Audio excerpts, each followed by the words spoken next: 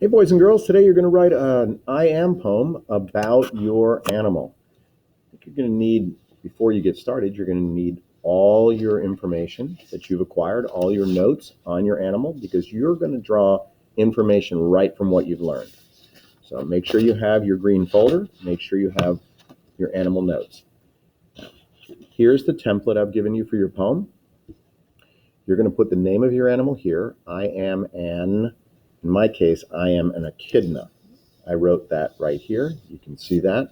Now, in my case, I'm keeping the word "an" because echidna begins with a vowel. If your word begins with just a consonant like lion, you wouldn't keep "an." You just have a lion. So you can cross that "n" out. You're going to write your name first and last, and then you're going to complete the entire template. And it's pretty big. There are a lot of questions. Let me show you how to do this. So the first question, for the first one you're going to finish, first sentence says, I am. And underneath there are special instructions. I am. Use two special characteristics about your animal. Two things that are really significant, that really stand out, that really make it unique.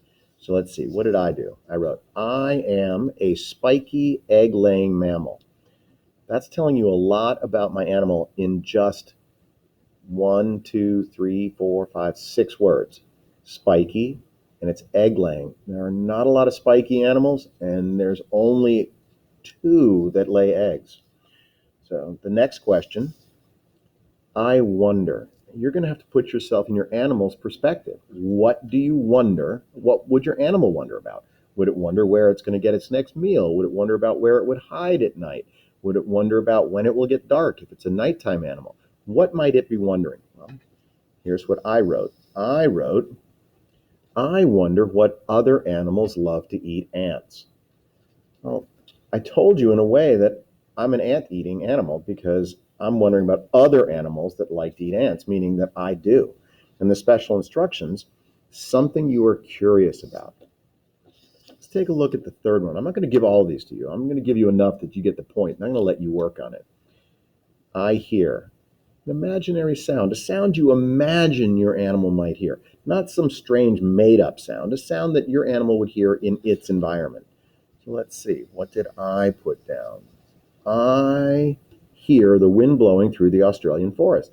Well, if I didn't put a period there, that tells you that I'm wondering about the wind blowing or hearing the wind blowing, but it also tells you a little bit about where my animal's from. I didn't say I am from, but I'm from the Australian forest. I'll do one more.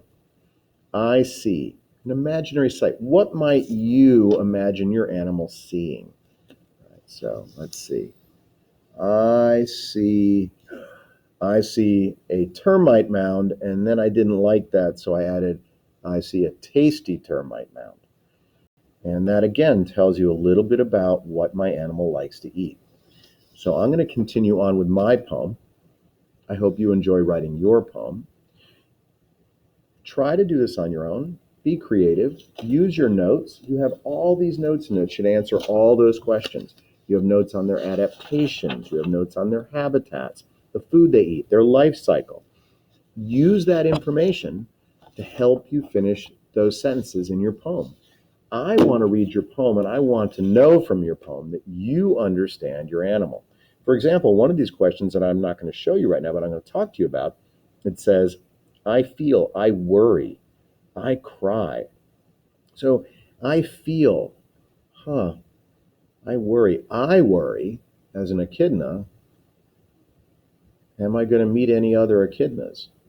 I worry as an echidna, will an animal be able to turn me over to my belly that's not protected by spines? So those are things that I might write. I look forward to seeing what you do, and best of luck.